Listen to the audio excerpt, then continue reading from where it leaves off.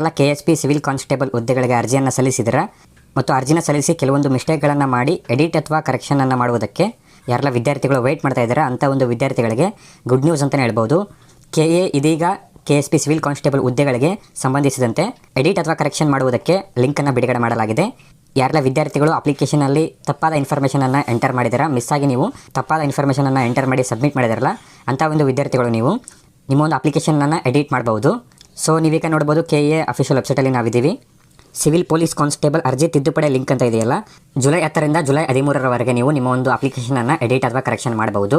ಈ ಒಂದು edit link ಬಂದು ನಿಮಗೆ ಡಿಸ್ಕ್ರಿಪ್ಷನಲ್ಲಿ ಸಿಗುತ್ತೆ. ಆ ಒಂದು ಲಿಂಕನ್ನು ಕ್ಲಿಕ್ ಮಾಡಿಕೊಂಡು ನೀವು ಯಾರೆಲ್ಲ ವಿದ್ಯಾರ್ಥಿಗಳು ನಿಮ್ಮ ಒಂದು ಅಪ್ಲಿಕೇಶನಲ್ಲಿ ಮಿಸ್ಟೇಕನ್ನು ಮಾಡಿದ್ದೀರಾ ಆ ಒಂದು ವಿದ್ಯಾರ್ಥಿಗಳು ನೀವು ನಿಮ್ಮ ಒಂದು ಅಪ್ಲಿಕೇಶನನ್ನು ಎಡಿಟ್ ಮಾಡ್ಕೊಳ್ಳಿ.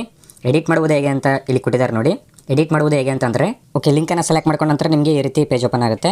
ಸೊ ನೀವು ಇಲ್ಲಿ ನೋಡ್ಬೋದು edit application for the Karnataka state police ಅಂತ ಇದೆಯಲ್ಲ, ಈ ಒಂದು ಲಿಂಕನ್ನು ನೀವು ಸೆಲೆಕ್ಟ್ ಮಾಡ್ಕೊಳ್ಳಿ. ಸ್ಟೆಪ್ 1ನಲ್ಲಿ ಈ ಒಂದು ಲಿಂಕನ್ನು ಸೆಲೆಕ್ಟ್ ಮಾಡ್ಕೊಳ್ಳಿ.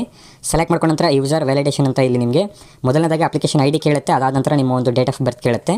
ಅಪ್ಲಿಕೇಶನ್ ID ಮತ್ತು ಡೇಟ್ ಆಫ್ ಬರ್ತನ್ನು ಎಂಟರ್ ಮಾಡಿಕೊಂಡು ಇಲ್ಲಿ ಕೆಳಗಡೆ ಜನರೇಟ್ OTP ಅಂತ ಇದೆಯಲ್ಲ, ಒಂದು ಜನರೇಟ್ OTP ಮೇಲೆ ಕ್ಲಿಕ್ ಮಾಡ್ಕೊಂಡ ನಂತರ ನಿಮ್ಮ ಒಂದು ಅಪ್ಲಿಕೇಶನ್ ಫಾರಮ್ ಬಂದು ಓಪನ್ ಆಗುತ್ತೆ. ನಿಮ್ಮ ಒಂದು ಅಪ್ಲಿಕೇಶನ್ ಫಾರಮಲ್ಲಿ ನೀವು ಏನನ್ನು ಎಡಿಟ್ ಮಾಡಬೇಕು ಅಂದ್ಕೊಂಡಿದ್ದೀರಾ ಆ ಒಂದು ಡೀಟೇಲ್ಸನ್ನು ಎಡಿಟ್ ಮಾಡ್ಕೊಳ್ಳಿ, ಅಥವಾ ಏನಾದರೂ ಕರೆಕ್ಷನ್ಸ್ ಇದ್ದರೆ ಕರೆಕ್ಷನ್ಸ್ನ ಮಾಡ್ಕೊಳ್ಳಿ. ಕೇವಲ 3 ದಿನ ಮಾತ್ರ ಟೈಮ್ ಇರೋದು ನಿಮ್ಮ ಒಂದು ಅಪ್ಲಿಕೇಶನಲ್ಲಿ ಏನಾದರೂ ಎಡಿಟ್ ಮಾಡಬೇಕಾದ್ರೆ.